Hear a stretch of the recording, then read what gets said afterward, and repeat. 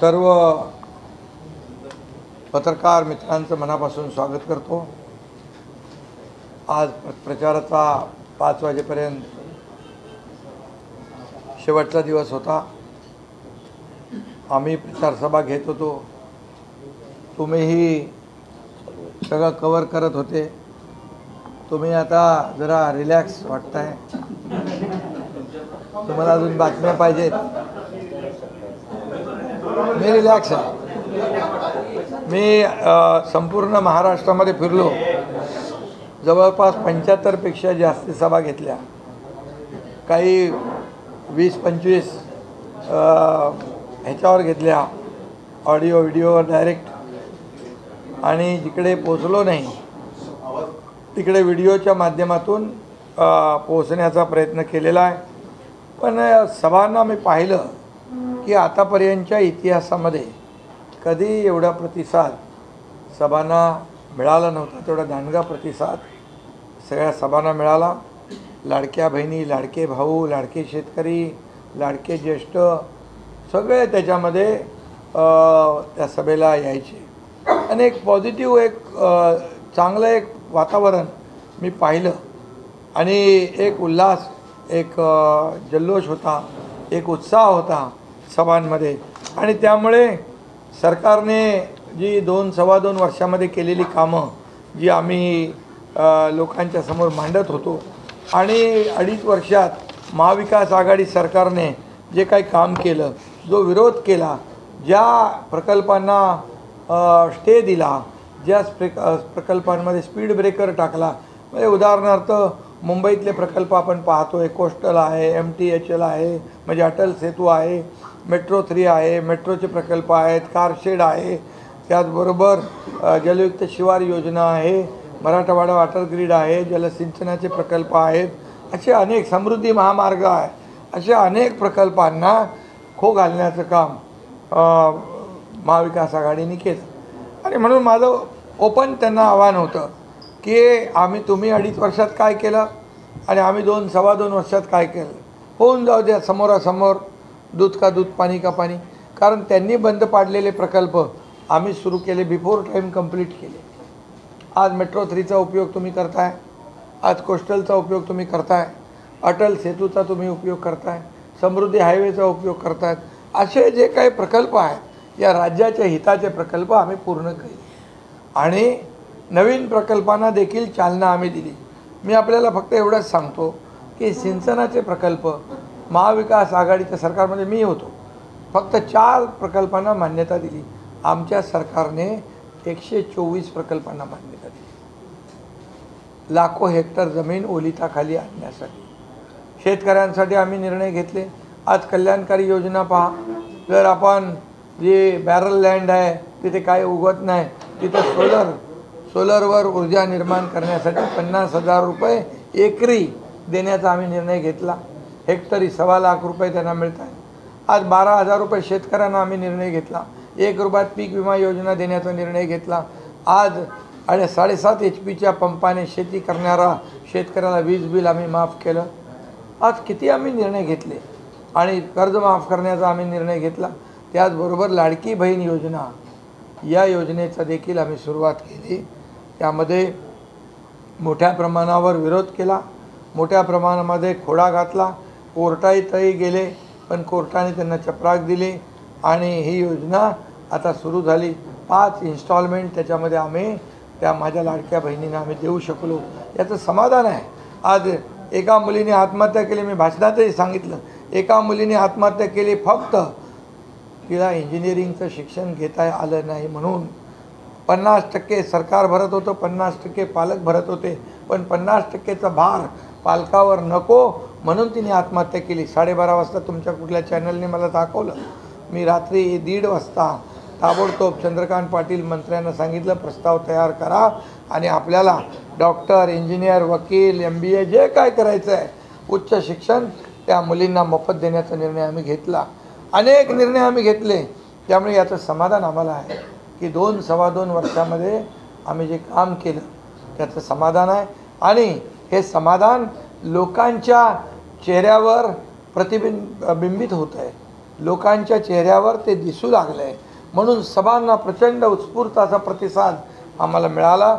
आणि म्हणून मी आपल्याला एक प्रामाणिकपणे सांगतो, मी काय खोटं बोलणार नाही.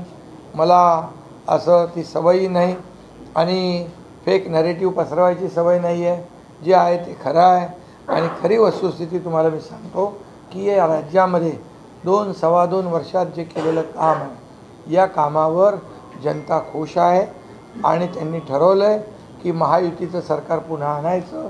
आणि मी तुम्हाला पूर्णपणे खात्रीने सांगतो की येत्या 20 तारखेला लोक भरभरून मतदान करतील आणि 23 तारखेच्या रिझल्टमध्ये महायुती पूर्ण बहुमताने या राज्यामध्ये पुन्हा येईल. कारण ही काळाची गरज आहे असं लोकांचं मत आहे. या निवडणूक प्रचारामध्ये विरोधकांनी प्रामुख्याने कृषी उत्पन्न मालाला हमीभाव मिळत नाही या संदर्भात खूप प्रचारामध्ये मुद्दे उपस्थित केले. विशेषतः सोयाबीन उत्पादकांना हमीभाव मिळत नाही आणि कापूस, हे 2 मुद्दे जे प्रामुख्याने आम्ही लोकसभा इलेक्शन झाल्या हेक्टरी 5,000 रुपये सोयाबीन, हेक्टरी 5,000 रुपये कॉटन, याला आम्ही तात्काळ अनुदान दिलं. त्याचं वाटप सुरू झालं. आणि मी पियुष गोयल आपले मंत्री महोदय आहेत, त्याचबरोबर अमित भाई आपले सहकार मंत्री आहेत, त्यांच्याशी बोलून मी तात्काळ त्यांना विनंती केली. तर हमीभाव सोयाबीनला 4,892 रुपये देण्याचा निर्णय झाला. 15% मॉइश्चर असलेलं सोयाबीन 1 किलो पण कुणाकडे असेल तेही खरेदी करण्याचा निर्णय झाला. त्यांनी सांगितलं किती केंद्र तुम्हाला वाढवून पाहिजे त्याची सूची आम्हाला द्या आणि त्यामध्ये बिलकुल कुठेही काय हायगाय होणार नाही. त्याचबरोबर कापसाचं जे आहे, कापसाला देखील जवळपास 7,152 रुपये हमीभाव मिळेल. कुठला तो आपला 1-2 प्रकारचे कापूस आहेत, त्यामध्ये मध्यम आणि मीडियम स्टेपल कॉटन 7,121 रुपये आणि लॉंग स्टेपल कॉटन 7,521 रुपये हे मिनिमम सपोर्ट प्राईस या ठिकाणी देण्याचा निर्णय झाला आहे. कॉटन कॉर्पोरेशन ऑफ इंडिया हे सगळ्या केंद्रातून हे कापूस खरेदी करतील. जे तफावत आहे ही तफावत देखील ते गॅप फिलिंग करून देणार हा निर्णय झाला. सोयाबीन पेंड जी आहे ती निर्यातीसाठी देखील ती परवानगी देणार. त्याच्यामध्ये जे काही गॅप भरून द्यायचा आहे तोही आम्ही देणार. त्यामुळे सोयाबीन आणि कापसाचं जो प्रश्न होता तो राज्य आणि केंद्र सरकार मिळून आम्ही निकालात काढतो आहे. शेतकऱ्यांना आम्ही वाऱ्यावर सोडणार नाही. कांद्याचा विषय होता, कांद्याचा विषय देखील आम्ही एक्सपोर्टवरचा बॅन काढला आणि त्या कांद्या व्यापाऱ्यांना देखील पैसे मिळू लागले. शेवटी शेतकरी हा आमचा अन्नदाता आहे. हे विरोधक भडकवत आहेत, विरोधक खोटी दिशाभूल करत आहेत.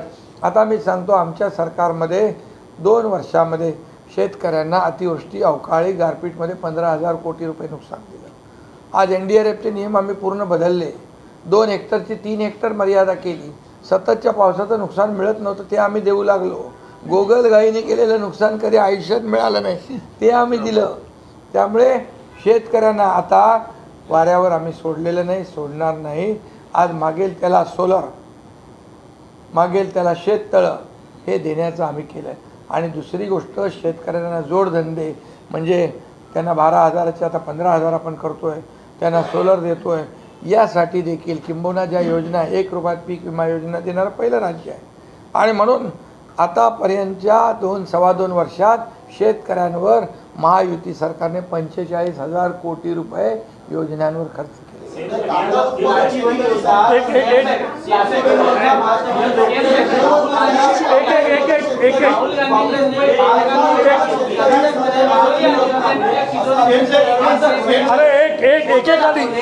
वैभव एक फोटो होता आणि धारावीच्या पुनर्विकासाचा एक फोटो होता. त्यांचा वारंवार आरोप आहे महायुती सरकारवर की जे काही प्रकल्प येत आहेत ते अदानींसाठी तुम्ही केले जातात. तिजोरीतले फोटो दाखवले, कुठे बदनाम करण्याचा हा प्रयत्न. आता तिजोरी त्यांनी दिल्लीवरून आणली. आता हे महाराष्ट्र लुटायला इथल्या तिजोऱ्या कमी पडल्या. आता महाराष्ट्र लुटण्यासाठी दिल्लीवरून त्यांनी तिजोरी आणली. मग हे कोण आहेत? हे खरं म्हणजे दरोडेखोर आहेत. कारण आम्हाला वाटलं काहीतरी त्याच्यातून निघालं काय? कोदा पहाड निकला चुवा. अरे ती तिजोरी मातोश्रीवरून तरी मागून घ्यायला पाहिजे होती, त्याच्यात काहीतरी निघालं असतं. आणि म्हणून मी सांगतो हे बालिशपणा आहे. हे अदानी, आम्ही जमीन अदानीला दिलेली नाही, आम्ही जमीन DRPला दिलेली आहे. 2 लाख लोकांना घरं देण्याचा निर्णय तिथं होतोय. उबाटाचं सरकार होतं त्यावेळेस सांगितलं फक्त पात्र लोकांना द्या, पात्र लोकांना द्या, जे कोणी असतील ते पात्र लोक. आम्ही सांगितलं जेवढे लोक राहतात त्या सगळ्यांना द्या. आता 60,000ला देण्याचा निर्णय कुणाचा होता? उबाटाचा होता. आमचा निर्णय 2 लाख घरांना देण्याचा निर्णय कुणाचा आहे? आमचा आहे. आणि त्याचबरोबर अगोदरचं टेंडर तुम्ही रद्द का केलं? कुणासाठी रद्द केलं? कशासाठी रद्द केलं? मग तुम्ही सरकारमधून बाहेर पडल्यावर तुम्ही अगोदर तर त्यांच्याबरोबर चांगलं साठलोटं होतं, बैठका होत होत्या. एक माझ्याकडे फोटो आला आहे, त्याची गाडी कोणतरी चालवत होता, रोहित पवार त्यांची गाडी चालवताना दिसतोय. उद्धवजींच्या बरोबर त्यांच्या बैठका झालेल्या दिसत आहेत. मग का बिनसलं? कुठं फिसकटलं? आणि मग आता तुम्ही त्यांना विरोध करू लागलेत. म्हणजे तुम्ही जेव्हा सत्तेत होतात तेव्हा तुम्हाला माहीत होतं हा प्रोजेक्ट आपल्या हातात आहे, आपण कॅप्चर करून मलिदा काढू. आता विरोधी पक्षाच्या भूमिकेत गेल्यानंतर तुम्ही त्याला विरोध करताय. अरे ते गरीब लोक कसे राहतात?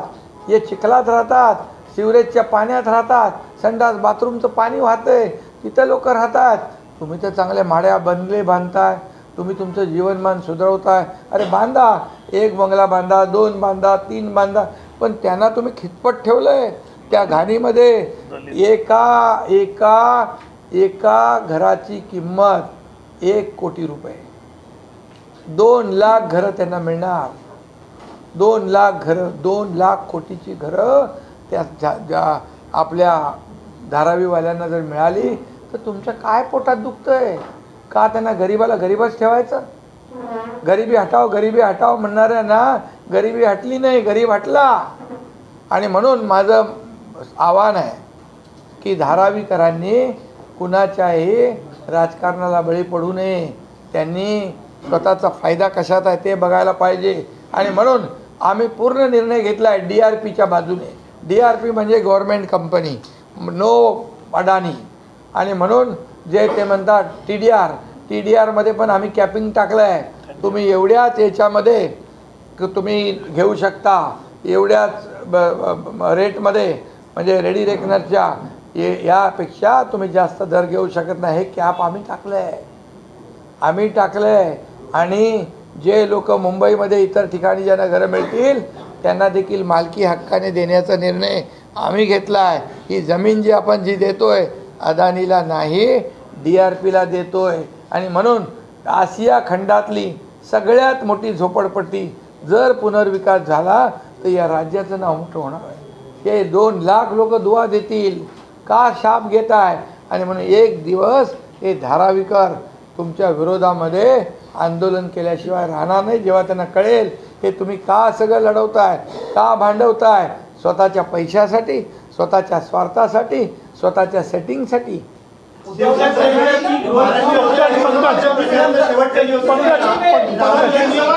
मुंबईत पत्रकार परिषद घेतात आणि त्यांचा प्रमुख मुद्दा हा धारावीच असतो. राहुल गांधींना अचानक धारावीमध्ये काय इंटरेस्ट किंवा त्याच्याविषयी एवढा कळवळा का निर्माण झाला? राजकीय कारण काय वाटते? धारावी हा आशिया खंडातला नाही, लडकी बहीण आहे. बोला.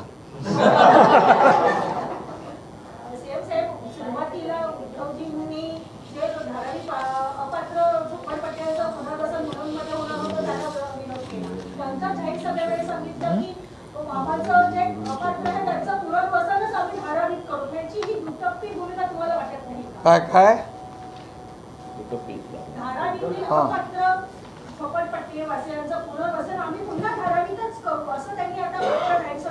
म्हणजे दुटप्पी भूमिका आहे.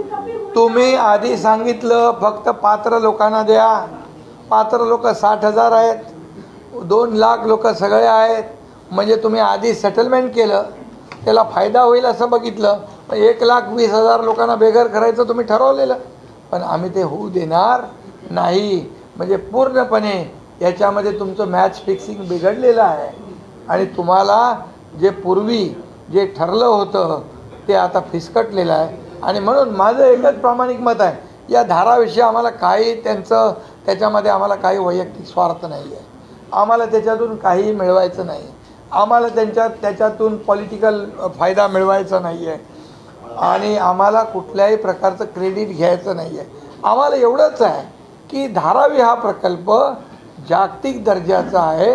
याला स्पेशल प्रोजेक्टचा आपण स्टेटस दिलेला आहे. 2 लाख लोकांना जर आम्ही घरं दिली तर त्यांचा दुवा मात्र मिळाल्याशिवाय राहणार नाही. हाच आमचा स्वार्थ आहे. आणि म्हणून मी म्हणेन, मागाशी तुम्ही म्हणाला टप्पी मिळाले नाही मणी म्हणून सोडले अदानी.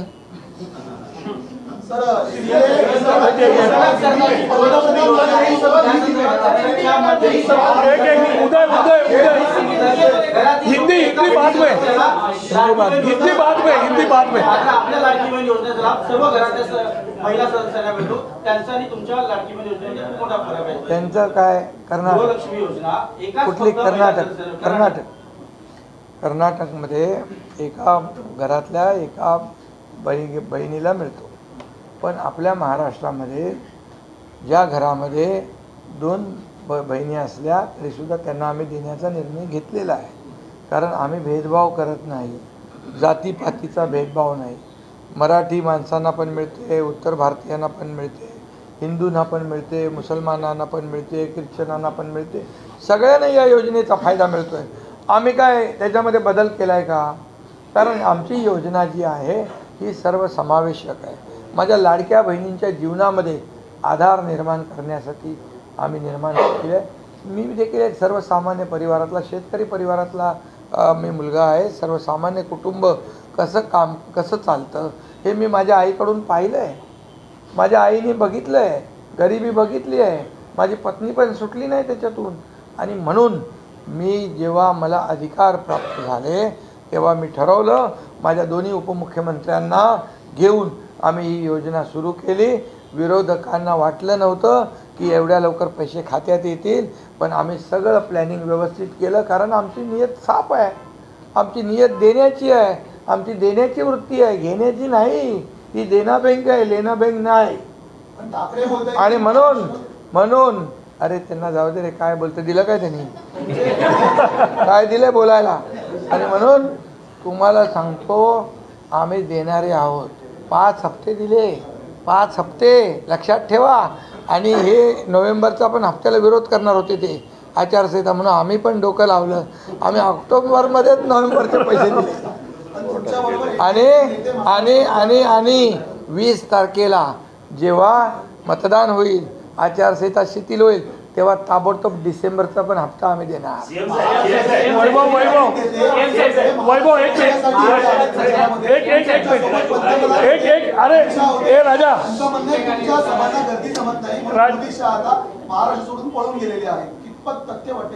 अरे बाबा, ही जनता जनार्दन.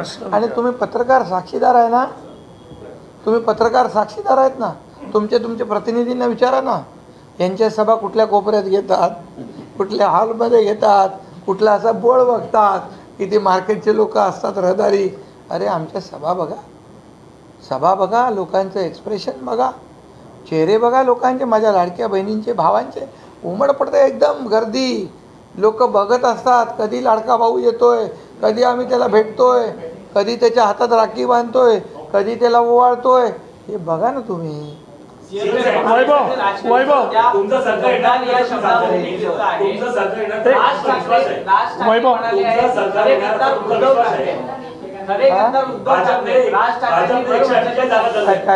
राज ठाकरे भर मंचावर बोलले, खरे गद्दार उद्धव ठाकरे असं राज ठाकरे भर मंचावर बोलले. मग ते काय खोटं थोडंच आहे? खरंच आहे. कारण 2019ला शिवसेना भाजपा युती गठबंधन म्हणून लढले. एकीकडे मोदी साहेब, एकीकडे बाळासाहेबांचे फोटो लावले. महाराष्ट्रातल्या जनतेने भरभरून मतदान केलं, मेजॉरिटी एवढं मॅन्डेट दिलं. आणि जसं त्यांना कळलं की आमच्याशिवाय सरकार बनत नाही, त्याच दिवशी संध्याकाळी त्यांनी स्टेटमेंट केलं की आम्हाला सगळे दरवाजे मोकळे आहेत. म्हणजे काय? तुम्ही एक तर युतीत लढले आणि सगळे दरवाजे मोकळे कसे झाले? म्हणजे तुमचं अगोदर ठरलं की सरकार बनवायचं काँग्रेसबरोबर आणि मुख्यमंत्रीपद घ्यायचं स्वतःच्या स्वार्थासाठी, स्वतःच्या मोहापायी, खुर्चीसाठी तुम्ही बाळासाहेबांचे विचार सोडले. बाळासाहेबांचे विचार सोडले, बाळासाहेबांच्या विचाराच्या विरुद्ध तुम्ही आघाडी केली, अनैसर्गिक या महाराष्ट्रातल्या जनतेच्या पाठीत खंजीर खुपसला, भारतीय जनता पक्षाच्या पाठीत खंजीर खुपसला. मग खरे गद्दार कोण? बरोबर ते बोलले. मग तुम्ही आम्हाला जे रोज हिणवता त्याचा तुम्हाला अधिकार आहे. आम्ही तर उलट आम्ही सांगितलं पुन्हा आपण झालं जे झालं, पुन्हा तुम्ही शिवसेना आणि भाजपचं सरकार तयार करा, गठबंधन सरकार येऊ द्या, कोणी काय बोललं ठरलं जाऊ द्या, आता पुन्हा आपण येऊ. पण त्यांना 5 वर्ष मुख्यमंत्री म्हणून काम करायचं होतं. शिवसेना गेली वाऱ्यावर, धनुष्यबाण गेला वाऱ्यावर, काही गेलं त्यांना काही घेणं देणं नव्हतं. शिवसैनिकाचं खच्चीकरण होत होतं, शिवसैनिक जेलमध्ये जात होते, आमदाराला निधी मिळत नव्हता. आणि हे सगळं जे आहे, या सगळं जे पाहिलं आपण, आणि त्यामुळे आम्ही हा निर्णय घेतला, लोकांच्या मनातलं सरकार स्थापन केलं. आणि आज मला अभिमान आहे की लोकसभेमध्ये त्यांच्यापेक्षा स्ट्राईक रेट आमचा जास्ती, त्यांच्यापेक्षा वोट शेअर आमचा जास्ती. त्यांनी 13 लढलो, आम्ही समोर फाईट केले, आम्ही जास्ती जागा जिंकलो. हे लोकांनी प्रूव्ह केलेलं आहे. आणि म्हणून राज ठाकरे बोलले ते बरोबर आहे, ते अगदी बरोबर आहे. स्वतःच्या गिरेबांमध्ये झाकून बघायला पाहिजे. अरे किती लोक येत आहेत आज आमच्याकडे, 50 आमदार, 13 खासदार, शेकडो हजारो सरपंच, ग्रामपंचायत सरपंच, लोकप्रतिनिधी, लाखो शिवसैनिक, हे सगळे गद्दार आहेत. हे सगळा कचरा आहे. जे गेला तो कचरा, आता राहील काय मग? एवढाच कचरा राहील. हा बोला. अरे एक वांद्रे या शाळेमध्ये योगी आदित्यनाथ सीएम सर वांद्रे येथील कालच्या सभेमध्ये संजय राऊत भगवी वस्त्र घालून येणारा जोकर असं योगी आदित्यनाथ यांचा उल्लेख केला. हा तमाम साधू संतांचा अपमान. खरं म्हणजे बाळासाहेब पण भगवी वस्त्र घालायचे, भगवे कपडे घालायचे. आणि म्हणून ज्यांनी साधू संतांचा अपमान केला आहे, ते कुठलेही कोणी असो, त्यांचा अपमान यांना महागात पडेल. आणि या निवडणुकीमध्ये त्यांना त्यांची जागा दिसेल. सगळ्यात मोठा जोकर कोण आहे महाराष्ट्रामध्ये? सगळ्यात मोठा काय भोंग्या भूत का सोंग्या भूत कोण आहे? तुम्हाला महायुती म्हणून तुम्हाला विश्वास आहे की तुमचं सरकार परत येणार? भाजपाने 148 जागा 100% आणि तुम्ही त्याच्या खालोखाल तुम्ही आहात. भाजपाने 100% नारा दिलेला आहे. तर याकडे तुम्ही कसं बघताय? महायुतीचं सरकार येणार. आमच्या किती आल्या, भाजपच्या किती आल्या, राष्ट्रवादी अजितदादाच्या किती आल्या, यापेक्षा महायुतीच्या किती आल्या, हा फोकस आम्ही केलेला आहे. महायुती पूर्ण बहुमतात येणार, या राज्यातल्या जनतेने ठरवलेलं आहे. हे तुम्हाला 23 तारखेला दिसेल.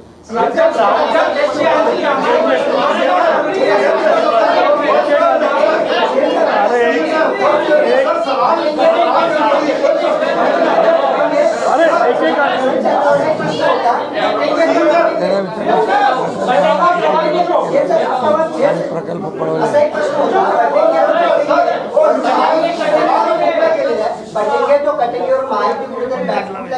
आणि तुमच्यामध्ये समन्वय नाही असं दिसून येत आहे. कोण बॅकफुटला गेलंय, काय झालंय? तुम्ही सगळे आखाडे बांधता. अरे बाबा, अरे काय अर्थ घ्यायचा, का वाकडा घेताय? सरळ घ्या ना. अरे बाबा, जर मोदीजी म्हणाले एक आहे तो सेफ आहे, का एक होऊ नये? एक होऊन मतदान करू नये? तुम्ही निवडणूक आयोग म्हणतो मतदान करा, पर्सेंटेज वाढवा, सगळं वाढवा. मग काय झालं? एक होऊन मतदान करा. या राज्याला, या देशाला सुरक्षित ठेवायचं असेल तर आपली एकजूट पाहिजे. आता आपल्याच राज्यातले नेते काँग्रेसचे विदेशात जाऊन आपल्या लोकांची बदनामी करतायत, पाकिस्तानची बोली बोलू लागलेत. आणि मग आज 370 कलम हटवा म्हणून बोलू लागलेत. म्हणून आपल्याला एक होणं गरजेचं आहे. म्हणून मोदीजी म्हणालेत, त्यांनी काय असा धर्माचा विचार केला का? महाविकास आघाडीने फेक नरेटिव्ह केलं तसं त्यांनी पसरवलं का? या धर्माने एकत्र या धर्माच्या विरुद्ध हे करा. आणि म्हणून मी आपल्याला एवढंच सांगतो,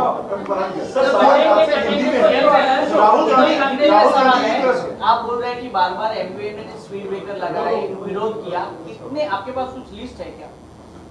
ये देखिए मैं बताता हूँ. स्पीड ब्रेकर माझ्याकडे रेडी आहे. हे बघा, ये स्पीड ब्रेकर आहे, हे स्पीड ब्रेकर आहे, हा स्पीड ब्रेकर आहे. याच्यामध्ये तुम्हाला मी सांगतो 8,89,105 कोटीचं म्हणजे 9 लाख कोटी कामांना स्पीड ब्रेकर टाकलेला आहे.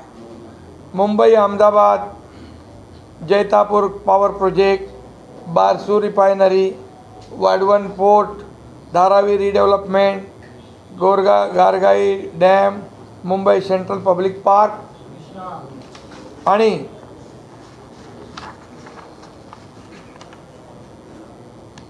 आणि त्याचबरोबर याच्यामध्ये केंद्र सरकार 5,62,000 कोटी देणार होते त्याचा शेअर. जलयुक्त शिवार, मराठवाडा वॉटर ग्रीड 80,000 कोटी त्याला एक खो घातला. आता वाढवण पोर्टला 76,000 कोटी रुपये आम्ही स्पीड ब्रेकर काढला, त्यांना चांगला ब्रेक मारून टाकला. स्पीड ब्रेकर टाकणाऱ्यांना 76,000 कोटीची इन्व्हेस्टमेंट झाली, भूमिपूजन झालं. आणि म्हणून या वाढवण पोर्टमध्ये 12 लाख जॉब नोकऱ्या मिळणार होत्या. टोटल याच्यामध्ये आतापर्यंत 14 लाख नोकऱ्यांवर गदा आली त्यांच्या बंदीमुळे, त्यांच्या स्पीड. मी सांगतो तुम्हाला, याच्यामध्ये वाढवणमध्ये 12 लाख, मुंबई अहमदाबादमध्ये 12 लाख, बारसू रिफायनरीमध्ये 10 लाख, त्याचबरोबर जैतापूरमध्ये 15,000. सांगतो तुम्हाला मी सगळं पुरावे सगळं. थांब ना, अरे थांब रे बाबा, थांब, हे तर होऊ दे ना. मुंबई मेट्रो 14,000 कोटी रुपये लॉस झाला, 14,000 कोटी वाढले. गारगाईमध्ये 1,200 कोटी वाढले त्यांच्या विरोधामुळे. आणि हे तर याच्यामध्ये आणखी सांगतो तुम्हाला, धारावी रिडेव्हलपमेंटमध्ये 2 लाख घरं वंचित ठेवतात. आणि तुम्हाला मी आणखी एक गोष्ट सांगतो, 15 वर्षात या मुंबईचं वाटोळं कुणी केलं? खड्ड्यामधून प्रवास करायला कोणाला लावला? तुमच्या पत्रकार लोकांना पण जेलमध्ये टाकलं ना, खड्ड्यावर गाणं बनवलं, टाकलं ना त्यांना. म्हणजे काळ्याचं पांढरं, पांढऱ्याचं काळं करायला 3,500 कोटी रुपये 15 वर्षात खर्च केले. कुणाचे पैसे केले? आम्ही आल्या सगळे रस्ते कॉन्क्रीटचे करा म्हणून आम्ही सांगितलं, आणि पुढे खड्डेमुक्त मुंबई होणार. डीप क्लीन ड्राईव्ह आम्ही केलं, प्रदूषणमुक्त मुंबई होणार. आणि STPचं पाणी आत्ता पण समुद्रामध्ये दूषित पाणी सोडताय. आम्ही 7 STP मंजूर केले. 2-2.5 वर्षात सगळं पाणी स्वच्छ होऊन जाणार आणि पाणी निळशार समुद्राचं होईल. समुद्राचे प्रदूषण कमी होईल. का नाही केलं हो त्यांनी? का फक्त पैसे खाल्ले कोविडमध्ये? का फक्त पैसे खाल्ले डेड बॉडी बॅगमध्ये? का पैसे खाल्ले कोविड सेंटर खोटं दाखवून खिचडीमध्ये?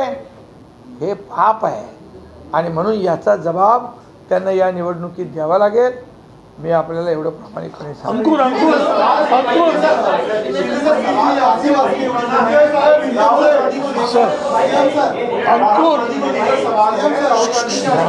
नाव घेतो, आपलं नाव घे, लावू नका म्हणून बोलतो ना तो.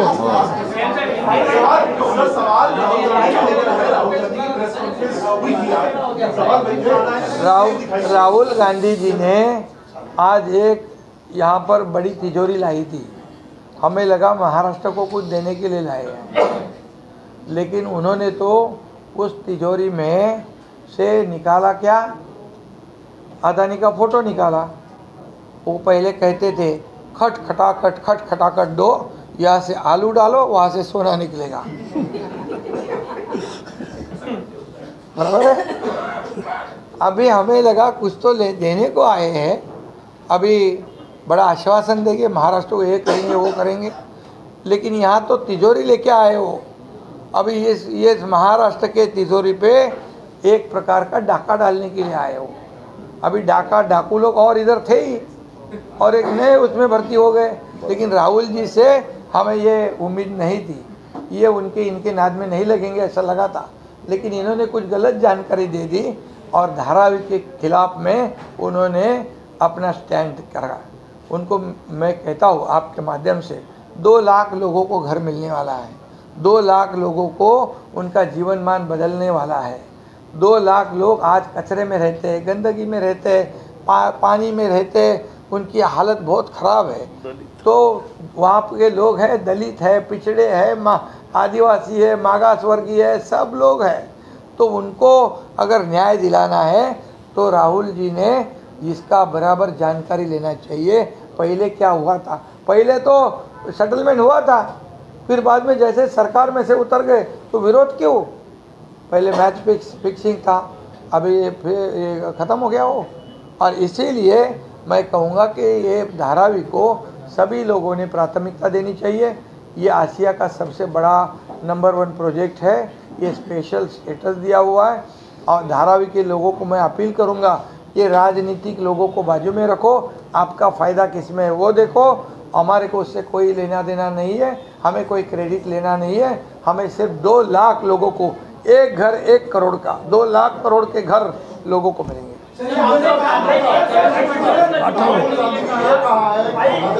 नरेंद्र मोदी और अमित शाह ये एक है, बाकी मुंबई और महाराष्ट्र अलग है, एक है, इसलिए अदानी मोदी और इसके लिए ऐसा राहुल गांधी स्ट्रेट फॉरवर्ड बोल रहा है। मुंबई की जमीनें अदानी को दे दी। अरे भाई मेरे पास फोटो है कुछ, अदानी जी की गाड़ी चलाते वक्त लोग, उनके ही लोग, अभी वो क्या कर रहे थे? ये सब मिली भगत है, हमारे से कुछ लेना देना नहीं है। हम एक ही बात जानते हैं। राहुल जी को मैं फिर एक बार आपके माध्यम से कहता हूँ कि ये धारावी की पूरा असलियत जानो। जो जनता गरीब जनता है, आपको दुआ दिए बिना नहीं रहेगी।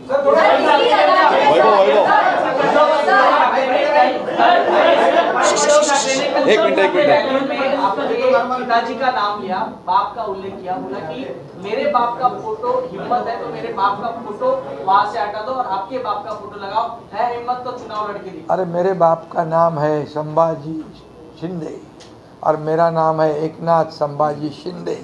मैं मेरे नाम, माँ का भी नाम लगाता हूँ। मैं इतना ही कहता हूँ, बाला साहब ठाकरे जी का नाम मैं नहीं लगाता हूँ, लेकिन बाला साहब ठाकरे जी के विचार जो है उनका नाम मेरे हृदय में है, मेरे दिल में है। मैं इतना ही कहता हूँ, वो लोक देता है, वो महापुरुष है। आज मैं इतना कहता हूँ, मुख्यमंत्री होने के बावजूद बाला साहब ठाकरे जी का तैल चित्र जो फोटो से हमारे विधान भवन के सेंट्रल हॉल में लगाने की उन्होंने हिम्मत करी, कोशिश करी, वो एकनाथ शिंदे ने किया है। हिंदू हृदय सम्राट बाला साहब ठाकरे जी के नाम समृद्धि आयोग को देने की हिम्मत की, वो एकनाथ शिंदे ने दिया है। मैं इतना कहता हूँ कि वो तो उनकी तो प्रॉपर्टी है, हमने तो उनको प्रॉपर्टी उनकी दे दी। हमारे पास बैंक के खाते के पैसे भी मांगने आए 50 करोड़, हम बोले इनको तुरंत दे दो, इनको बाला साहब नहीं चाहिए, पैसे चाहिए, वो पैसे हम दे दिए। अभी मैं इतना कहता हूँ कि उनको तो बाला साहब ठाकरे जी का नाम लेने का अधिकार है कि नहीं, ये इसका भी संशोधन करना पड़ेगा, क्योंकि 2019 में उन्होंने ये अधिकार गवा दिया है। क्योंकि बाला साहब ठाकरे जी ने कहा था ये कांग्रेस के साथ नहीं जाना, ये कांग्रेस हम दुश्मन है, लेकिन वो उन्हीं के साथ गए। इसलिए मैं तो कहूँगा बाला साहब ठाकरे जी तो लोक नेता है, हमारे महाराष्ट्र के वो बाप है, महाराष्ट्र के देव, हम भगवान मानते थे उनको। तो लेकिन मैं इतना ही कहूँगा, उनको उन्होंने बाला साहब, उनका नाम जो है वो खुद के नाम से उद्धव बाला साहब ठाकरे, वो 5 अक्षर अगर बाजू करेंगे तो उनकी क्या हालत होगी महाराष्ट्र में, ये जरा उन्होंने सोचना चाहिए। हम तो कार्यकर्ता है, अरे हम तो संघर्ष में से आए हैं, हम लड़के आए हैं, तुम्हारे जैसे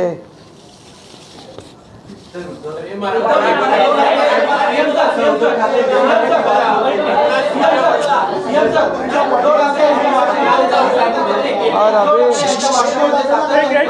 बाला साहेब ठाकरे जी को काय बोले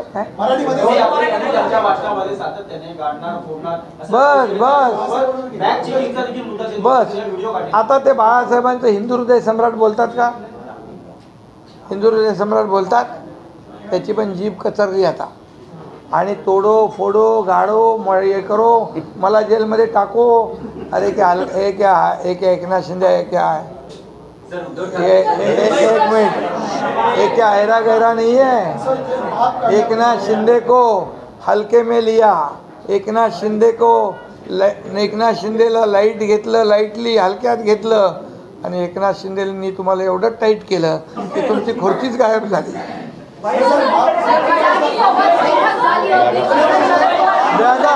बॅगा चेकिंग तुम्ही करता, रुटीन चेकअप आहे. निवडणूक आयोगाचे आदेश आहेत. लोकसभेच्या वेळी माझी पण बॅग चेक केली. अरे फोटो काढतात, स्वतः मुख्यमंत्री राहिलेला माणूस व्हिडिओ काढतात. हां काढा काढा, शोधा शोधा, कुठून आले तुम्ही, कुठे अपॉइंटमेंट, काय खिशात अपॉइंटमेंट लेटर असते. म्हणाले बघा हे माझे कपडे आहे, युरिन पॉट पण आहे. अरे काय आहे याच्यामध्ये बघा. ते पैसे आम्हाला माहिती आहे त्या बॅगमध्ये काय नाही मिळणार. या बॅग जाणाऱ्या होत्या, येणाऱ्या बॅग तपासा. त्यांना कंटेनर लागतात, बॅग नाही.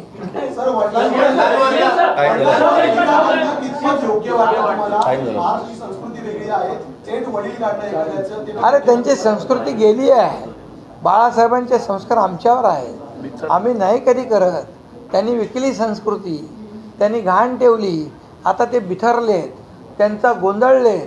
त्यांना एकनाथ शिंदे म्हणजे खाऊ का गिळू म्हणतोय, म्हणून 10 दिवस थांबा म्हणालेला जेलमध्ये टाकतो. अजित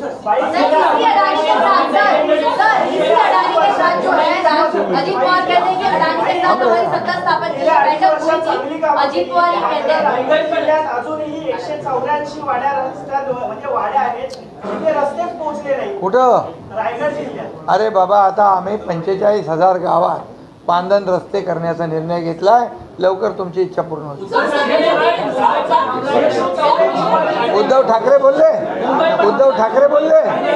यादी 20 तारखेला मतदान होणार आहे, 23 तारखेला निकाल आहे. जो शपथविधी होईल त्यानंतर पुन्हा आम्हाला एकनाथ शिंदे मुख्यमंत्री पदावर पाहायला मिळतील. बघा, हा एकनाथ शिंदे हा काम करणारा कार्यकर्ता आहे. मला समाधान आहे की 2-2.25 वर्षात आम्ही एवढं काम केलं आहे. विकास, कल्याणकारी योजना आणि या राज्याचा सर्वांगीण विकास, आम्हाला समाधान आहे. आणि मला ह्याच बलबुत्यावर लोकांमध्ये जे परसेप्शन आहे, आज पुन्हा एकदा ही महायुतीचं सरकार आणण्याचा विडा संकल्प लोकांनी घेतलेला आहे. आमच्यामध्ये काहीही असं नाही मला करा का तुला करा, आमच्याकडे रेस नाही आहे. रेस होती गल्ली बोळात दिल्लीच्या, मला करा चालले होते. पण आम्ही त्यांचा चेहरा त्यांच्या आघाडीलाच नाही चालला तर राज्याला कसं चालेल?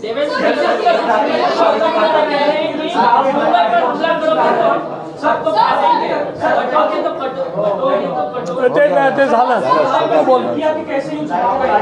चुनाव है, लेकिन इस दफा धर्मयुक्ता पे मुद्दा छिड़ा, जिसको लेकर अब उद्धव ठाकरे ने रिएक्ट किया है कि मुसलमानों को पता चला है कि जो हमारा हिंदुत्व है वो सही हिंदुत्व है और इसीलिए वो हमारे साथ जुड़े. देखिए, बाला साहब ठाकरे जी का हिंदुत्व हम आगे बढ़ा रहे हैं. वो हिंदुत्व व्यापक, उसमें दूसरे धर्म का, मजहब का अपमान करना, अनादर करना बिल्कुल नहीं है.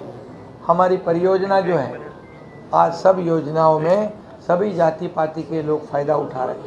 केंद्र की मोदी जी की जो योजना है उनको भी सभी लोग जाति पाति के लोग फ़ायदा उठाते हैं.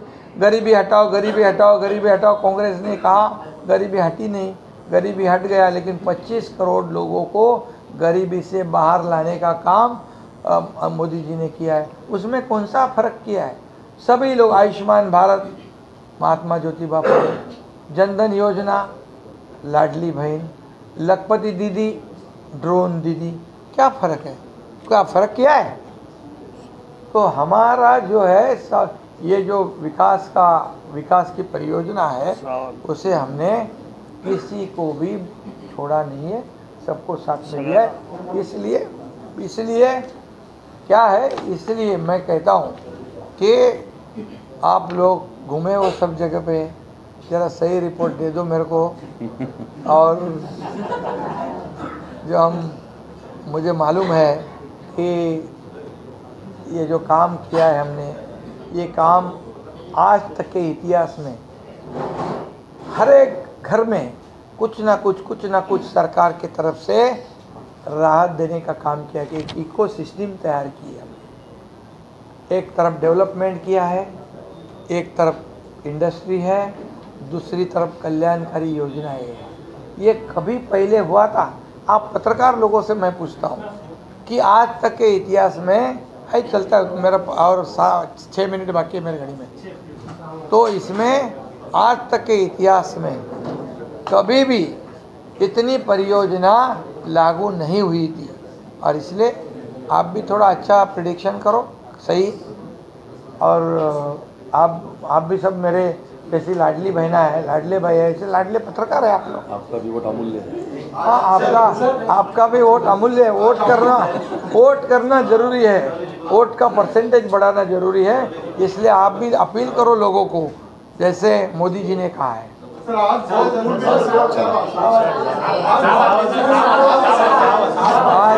हम अभी आचार संहिता और नियमों को पालन करने वाला ये मुख्यमंत्री एक कार्यकर्ता है, इसलिए हम हमारे आदर्श आचार संहिता का पालन करते हैं।